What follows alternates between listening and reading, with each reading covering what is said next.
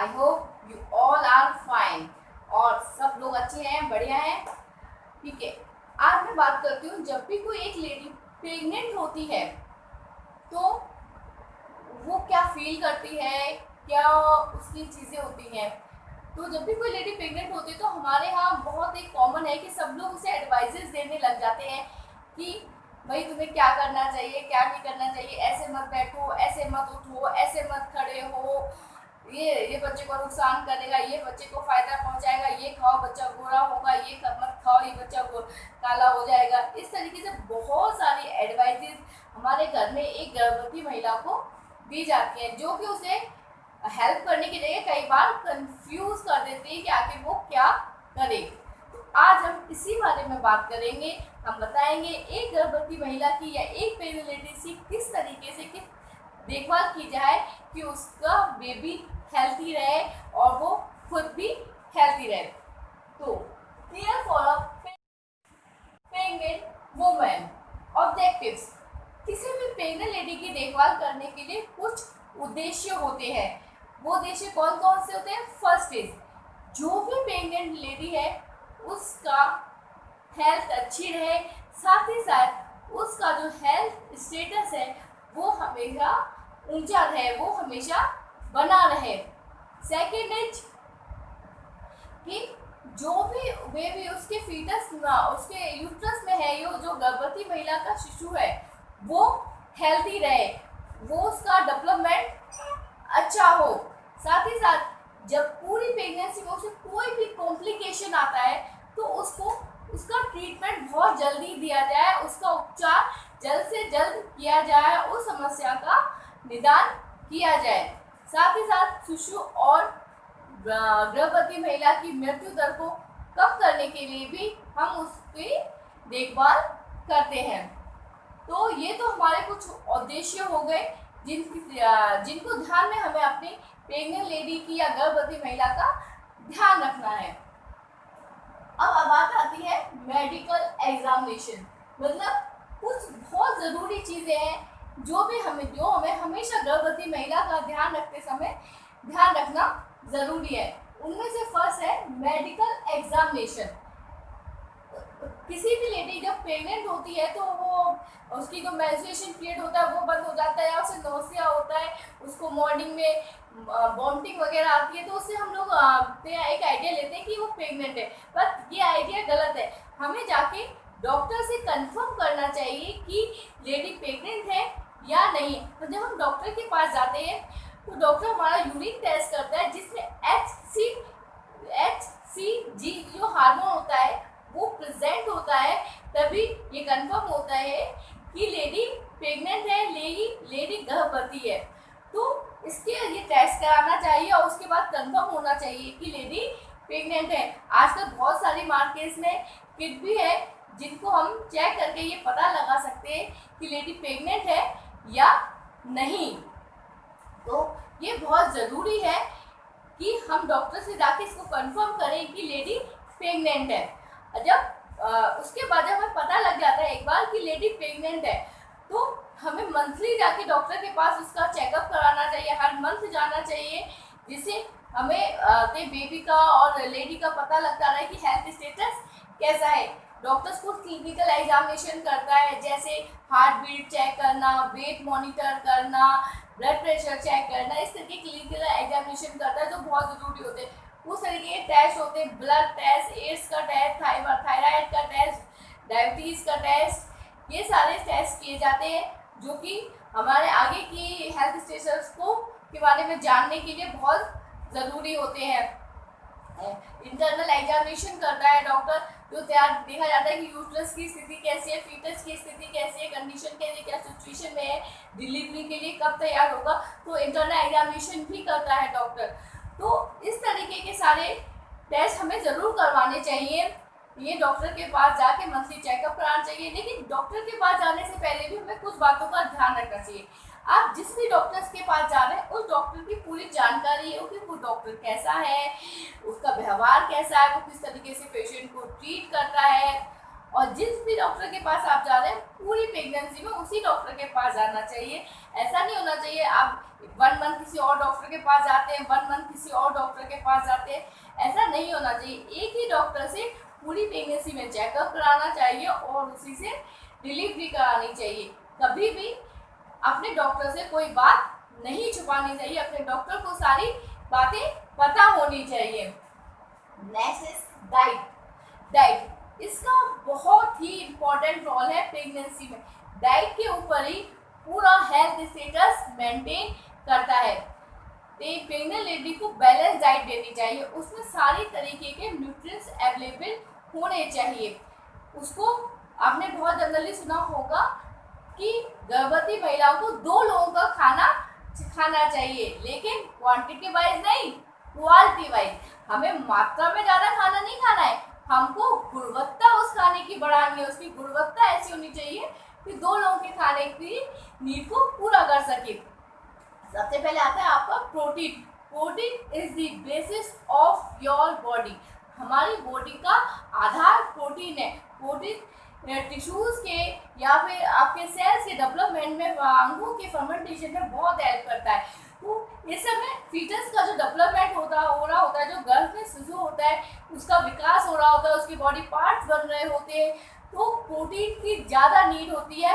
एक लेडी को per day 75 gram protein लेना चाहिए। एक दिन में 1 से 4 ग्राम प्रोटीन ले सकते हैं, इससे आपका और बेबी का हेल्थ स्टेटस सही रहेगा।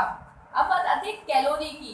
कैलोरी 300 प्लस डेली कैलोरी लेनी चाहिए। जो भी आप कैलोरीज ले रहे हैं उन कैलोरीज में 300 कैलोरी और ऐड कर देनी चाहिए। इस तरीके से आपको कैलोरी लेनी चाहिए। अब हम बात करते हैं मिनरल्स की। इस समय मिनरल्स की भी बहुत ज़रूरत होती है। कैल्शियम हमारी हड्डियों के और दांतों के फर्मेंटेशन में बहुत हेल्प करता है, तो कैल्शियम हमको लेना चाहिए। कैल्शियम एक जो फीटस होता है वो अपने अंदर 50 ग्राम कैल्शियम स्टोर कर लेता है पूरी प्रेगनेंसी में, इसीलिए हमको कैल्शियम ज़्यादा लेना चाहिए जिससे उसकी हड्डियाँ वगैरह, दांत वगैरह को अच्छे से फर्मेंटेशन हो। और बहुत सारे डॉक्टर्स आपको कैल्शियम के सप्लीमेंट्स भी देते हैं, और हेल्थ सेंटर्स में भी प्रेगनेंसी लेडीज को फ्री में कैल्शियम की टैबलेट्स बांटी जाती है, इसलिए कि हड्डियों का फॉर्मेटेशन सही हो। अगर आप कैल्शियम अच्छे से नहीं लेंगे तो जो फीटस होगा, जो गर्भ में शिशु होगा, वो आपकी बॉडी से कैल्शियम लेगा, जिससे कि आपकी जो बोन्स है वो वीक हो जाएगी। इसीलिए कैल्शियम हमें अच्छे से लेना चाहिए। फास्फोरस, जहाँ फास्फोरस जो होता है वो कैल्शियम के साथ मिलकर कैल्शियम फॉस्फेट बनाता है, जो हड्डियों और दांतों के फर्मेंटेशन में हेल्प करता है। इसीलिए हमको कैल्शियम और फास्फोरस दोनों ही बहुत अच्छी मात्रा में लेने चाहिए। आयोडीन जो फीटस का मानसिक विकास होता है उसके लिए बहुत ज़रूरी होता है, इसीलिए हमें आयोडीन भी लेनी चाहिए। आयरन, जो ब्लड में हीमोग्लोबिन होता है उसका जो हीम पार्ट होता है वो आयरन से बना होता है। लाल रक्त कणिकाएं आयरन से बनी होती है। अगर हम आयरन अच्छे से नहीं लेंगे तो हमारे रक्त कणिकाओं में कमी हो जाएगी और ऑक्सीजन को अच्छे से पूरे बॉडी में सर्कुलेट नहीं हो पाएगी। इसीलिए हमको आयरन भी अच्छी मात्रा में लेना चाहिए। बहुत सारे हेल्थ सेंटर्स में गवर्नमेंट फ्री में आयरन की टैबलेट प्रेग्नेंट लेडीज़ को देनी चाहिए। आयरन के सप्लीमेंट्स भी लेने चाहिए। रात में आप जब भी दूध लें तो गुड़ के साथ दूध लें, गुड़ में बहुत अच्छा आयरन होता है। ग्रीन वेजिटेबल्स लें, तो आयरन की इस समय बहुत नीड होती है। अगर आप आयरन सफिशिएंट नहीं लेंगे तो आपकी बॉडी में एनीमिया नामक रोग हो जाएगा, जो कि आपके लिए और आपके बच्चे के लिए बिल्कुल भी ठीक नहीं होता। इस तरह से बहुत सारे मिनरल्स होते हैं, जैसे सोडियम होता है। सोडियम ज़्यादा नहीं लेना चाहिए, क्योंकि अगर सोडियम ज़्यादा लेंगी तो आपकी बॉडी में वाटर की मात्रा बढ़ जाएगी, और जब आपकी बॉडी में वाटर की मात्रा बढ़ जाएगी तो आपकी बॉडी में स्वेलिंग आ जाएगी। इसीलिए सोडियम को अवॉइड करना चाहिए। और इस तरीके से आपको और मिनरल्स लेना चाहिए। अब हम आते हैं विटामिन पर। विटामिन ए जो होता है वो प्रोटेक्टिव फूड में आता है, मतलब सुरक्षात्मक आहार में, जो हमारे हेल्थ स्टेटस को मेंटेन करने में हेल्प करते हैं। विटामिन ए किसी भी तरीके के इन्फेक्टिव डिसीज से हमको बचाता है, संक्रामक रोगों से बचाता है और फीटस के डेवलपमेंट में हेल्प करता है। इसीलिए विटामिन ए हमको लेते रहना चाहिए एक अच्छी मात्रा में। Vitamin B complex, thiamine, riboflavin, ये सब फीटस के डेवलपमेंट में हेल्प करते हैं, इसीलिए ये भी हमें भरपूर मात्रा में लेने चाहिए। विटामिन जो सी होता है वो आयरन को एब्जॉर्ब करने में हेल्प करता है। अगर आप आयरन लेंगे, अगर विटामिन सी नहीं लेंगे तो हमारी बॉडी को आयरन नहीं मिल पाएगा, इसीलिए विटामिन सी भी हमको एक अच्छी मात्रा में लेना चाहिए। विटामिन सी इम्यूनिटी पावर भी बढ़ाता है, जो कि किसी भी इन्फेक्टेड डिसीज से हमको बचाती है। विटामिन ई भी अच्छे से लेना चाहिए, क्योंकि अगर विटामिन ई की कमी से कई बार क्या होता है, बच्चा एबॉर्ड हो जाता है, खराब हो जाता है, इसलिए विटामिन ई भी हमें भरपूर मात्रा में लेना चाहिए। विटामिन जो के होता है वो रक्त का थक्का बनाने में हेल्प करता है, उसको ब्लीडिंग ज़्यादा होने में हेल्प करता है, ब्लीडिंग जिससे जल्दी रुक जाए। तो जो विटामिन के होता है इसका रोल डिलीवरी के टाइम में बहुत इंपॉर्टेंट होता है, तो विटामिन के भी हमें अच्छे से लेना चाहिए। तो now you all can understand कि एक प्रेग्नेंट लेडीज की डाइट में क्या होना चाहिए, कितना होना चाहिए और क्यों होना चाहिए, इसको आप अच्छे से समझ गए। नेक्स्ट पॉइंट है हमारा क्लॉथिंग, कि एक प्रेग्नेंट या एक गर्भवती महिला के कपड़े कैसे होने चाहिए। एक गर्भवती महिला के कपड़े ऐसे होने चाहिए जिसमें वो कंफर्टेबल फील करे। कोई भी इंसान है वो ऐसे ही कपड़े पहनने चाहिए जिसमें वो अच्छे से कंफर्टेबल रहे, ईज महसूस करे, अच्छे से अपने आप को मूव कर सके, कॉन्फिडेंट रहे। इस तरीके के कपड़े उसे पहनने चाहिए जिससे उसे किसी भी एक्टिविटीज़ में प्रॉब्लम ना हो। उसे अपने साइज से 3-4 इंच बड़े कपड़े पहनने चाहिए जिससे उसकी किसी तरीके के बॉडी के मूवमेंट में किसी तरीके की कोई परेशानी ना हो। किसी तरह के टाइट कपड़े नहीं पहनने चाहिए प्रेगनेंसी में। एक्सरसाइज, इस समय कोई भी बहुत ज़्यादा टफ या बहुत थकाने वाली एक्सरसाइज नहीं करनी है। आपको अपने डेली के जो वर्क्स है वही वर्क करने हैं। साथ ही साथ आप सुबह शाम 1 आवर टहल सकते हैं, और टहलना भी तेज नहीं है, बहुत ही आराम से कंफर्टेबल वे में आपको टहलना है। तो इसमें जो लाइट एक्सरसाइजेज होती है जो अच्छे से करती है, अनुलोम विलोम करना चाहिए, लंबी अच्छे से मॉर्निंग में खुली हवा में बहुत अच्छे से सांस लेनी चाहिए, जिससे कि बच्चे को ऑक्सीजन अच्छे से मिले, आपको अच्छे से ऑक्सीजन मिले। तो इस तरीके की एक्सरसाइजेज, लाइट एक्सरसाइजेज करनी चाहिए। पर्सनल क्लीननेस, व्यक्तिगत स्वच्छता का प्रेगनेंसी में बहुत बड़ा रोल है। हमें हर चीज़ को, अपने बॉडी को बहुत अच्छे से स्वच्छ रखना चाहिए। एक डेली आपको नहाना चाहिए, चाहे गर्मी हो या सर्दी हो, आपको डेली नहाना है। अगर गर्मी है तो आप ठंडे पानी से नहाइए, अगर विंटर है तो आप हल्के से गुनगुने पानी से नहाइए। बाथ टब में नहीं नहाना चाहिए, क्योंकि बाथ टब में नहाने से प्राइवेट पार्ट में पानी जाने का डर रहता है, इसीलिए बाथ टब में नहीं नहाना चाहिए। डेली नहाना चाहिए। बॉडी पार्ट्स की बहुत अच्छे, सारे बॉडी पार्ट्स को बहुत अच्छे से क्लीन करना चाहिए, साफ रहना चाहिए। पर्सनल क्लीननेस बहुत ज़रूरी है, क्योंकि इस टाइम बहुत सारे आपको इन्फेक्शन होने के डर रहते हैं, इसलिए व्यक्तिगत स्वच्छता बहुत इंपॉर्टेंट रखती है। सेक्सुअल रिलेशन, इसके बारे में सब लोगों को बहुत कंफ्यूजन होता है कि बनाए जाए या ना बनाए जाए। तो जो शुरू के 3 मंथ्स होते हैं और लास्ट के 2 मंथ्स होते हैं, उसमें इस चीज़ को अवॉइड ही करना चाहिए। हो सके तो पूरी प्रेगनेंसी में अवॉइड करें, otherwise starting 3 months and 2 months ये अवॉइड करने चाहिए। इससे कई बार प्रेशर पड़ने की वजह से अबॉर्ट हो जाता है, बेबी खराब हो जाता है। अधिक उत्तेजना भी प्रेग्नेंट लेडी के लिए ठीक नहीं होती है, इसीलिए ये जितना अवॉइड कर सको उतना बढ़िया रहता है। मेंटल हेल्थ, एक जो गर्भवती महिला होती है उसका जो मानसिक स्थिति होती है वो बहुत कॉम्प्लिकेटेड हो जाती है। वो उसके मूड स्विंग बहुत होते हैं, कभी उसे कुछ अच्छा लगता है, कभी उसे कुछ अच्छा नहीं लगता। तो और उसको बहुत सारी जो एडवाइजेस दी जा रही होती है उससे भी उसकी मेंटल जो कंडीशन होती है काफ़ी ख़राब हो जाती है। वो कंफ्यूज हो जाती है मुझे क्या करना है क्या नहीं करना है, क्योंकि सब लोग बहुत सारी एडवाइजेस उसको दे रहे होते हैं, बहुत सारी चीज़ें होती हैं उसके साथ, और उसे डर होता है कि डिलीवरी में क्या होगा, वो बच्चे की केयर कर पाएगी नहीं कर पाएगी, बच्चे को हैंडल डिलीवरी अच्छे से होगी कि नहीं होगी, ऑपरेशन से होगी कि नॉर्मल डिलीवरी होगी। तो इस तरह की बातें उसके माइंड में चलती रहती है, जिसकी वजह से उसका मानसिक जो स्वास्थ्य होता है वो बहुत कॉम्प्लिकेटेड होता है। तो इससे हमें कोशिश करनी चाहिए कि जो प्रेग्नेंट लेडी है वो खुश रहे, उसके आसपास का जो भी वातावरण है वो खुशहाल हो, और उसे खाली टाइम में कुछ ऐसे साहित्य, ऐसी लिटरेचर पढ़नी चाहिए जो कि उसके माइंड को पीस करें, शांति दे। जैसे हम लोग क्या रामायण, गीता इस टाइप के रहते हैं, अगर आप खाली टाइम में प्रेग्नेंट इनको पढ़ेगी तो उसका जो माइंड है, उसका दिमाग है, शांत रहेगा, और वो अच्छे से अपने अपने अपना ध्यान रख पाएगी। तो हमें कोशिश करनी चाहिए कि एक लेडी को जितना हो सके उतना खुश रखें। Labour, rest and sleep. Labour एक बहुत गलत धारणा है, मतलब ये कोई बीमारी नहीं है, ये कोई बीमारी नहीं है कि आपको इसमें काम नहीं करना चाहिए, बेड रेस्ट करना चाहिए, ऐसा नहीं है। आप काम करते रहिए, डेली वर्क में कोई प्रॉब्लम नहीं है, लेकिन कोई भी ऐसा काम नहीं करना चाहिए जिससे आपको प्रॉब्लम हो, आपको थकान हो, आपको दिक्कत हो। तो इस आपको नॉर्मल जो वर्क है आप वो कर सकते हैं, वॉक कर सकते हैं, लेकिन कोई भी ऐसा काम, कठिन परिश्रम नहीं करना है जिससे प्रेशर पड़े बॉडी पे, तनाव आए बॉडी में, ऐसा काम नहीं करना है। रेस्ट, आप ये नहीं है कि भैया हर समय लेटे ही रहो, इस टाइप का नहीं है। अगर आपको डॉक्टर वो रिकमेंड कर दे कि आपको बेड रेस्ट करना है, तभी बेड रेस्ट करना है।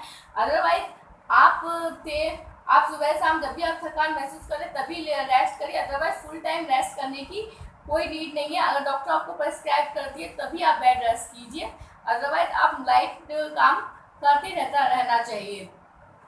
स्लीप, इस टाइम जो प्रेग्नेंट लेडीज होती है उनकी स्लीप बहुत डिस्टर्ब होती है, वो अच्छे से सो नहीं पाती है, कई बार वो रात में भी जग जाती है, और इस मतलब टेंशन वगैरह रहती है उनके माइंड में, तो वो रात में भी जग जाती है, पूरी रात जगी रहती है। तो हमें कोशिश करनी चाहिए 7 to 8 आवर्स की उन्हें स्लीप बहुत अच्छे से मिले, जिससे उनका और उनकी बेबी का डेवलपमेंट अच्छे से हो। Sunlight and fresh air. Sunlight से हमको विटामिन डी मिलता है, और इस टाइम विटामिन डी की बॉडी में कमी हो जाती है, तो सनलाइट हमें ज़रूर लेनी चाहिए प्रेग्नेंट लेडीज़ को, कि वो सन में जाए और विटामिन डी ले, जो कि उनकी हड्डियों के फर्मेंटेशन के लिए बहुत ज़रूरी होता है। फ्रेश एयर में अगर हम सांस लेते हैं तो हमें ऑक्सीजन अच्छे से मिलती है, तथा हमारे बॉडी के ऑक्सीजन की पूर्ति अच्छे से होती है, तो हमें ऑक्सीजन की समय ज़्यादा मात्रा की भी नीड होती है। इसलिए हमें फ्रेश एयर में ज़रूर वॉक करनी चाहिए, कोशिश करनी चाहिए छत पे या घर के बाहर हम 1 घंटे वॉक करें सुबह मॉर्निंग में, जिससे हमको अच्छे से फ्रेश एयर मिले। और इस टाइप के जैसे अनुलोम विलोम प्राणायाम होते हैं वो करने चाहिए, जिससे हमारी बॉडी की ऑक्सीजन की पूर्ति अच्छे से हो पाए। हेल्थ प्रोटेक्शन, अगर हम ये सारी चीज़ें बहुत अच्छे से फॉलो करेंगे तो हमारे प्रेग्नेंट लेडीज़ का जो स्वास्थ्य है वो बहुत अच्छे से प्रोटेक्ट रहेगा। हमें कोशिश करनी चाहिए कि इस समय किसी भी एंटीबायोटिक दवा से बचना चाहिए। कोई भी एंटीबायोटिक, जैसे सर्दी जुकाम बुखार टाइफाइड कभी कभी प्रेग्नेंट लेडीज़ को हो जाते हैं, तो कोशिश करनी चाहिए कि एंटीबायोटिक दवाएं नहीं दी जाए। बिना डॉक्टर की प्रेस्क्राइब किए कोई भी दवा नहीं लेनी है। आपको वही दवाएं लेनी है जो डॉक्टर ने प्रेस्क्राइब करी हैं, और वही दवाएं लेनी है, इसके अलावा कोई भी दवा अपने आप नहीं लेनी है।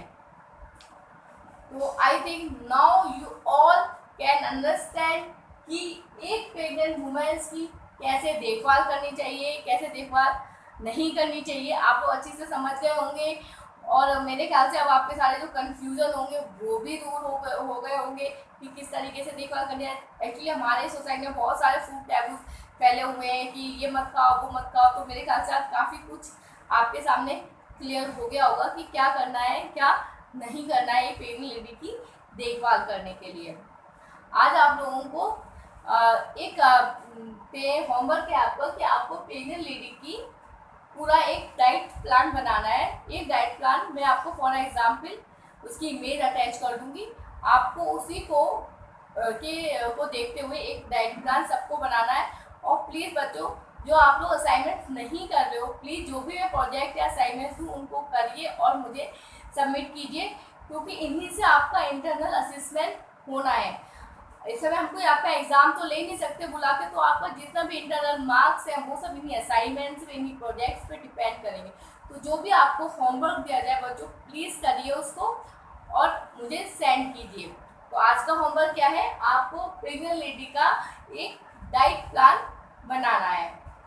ओके बच्चों, थैंक यू, गुड बाय।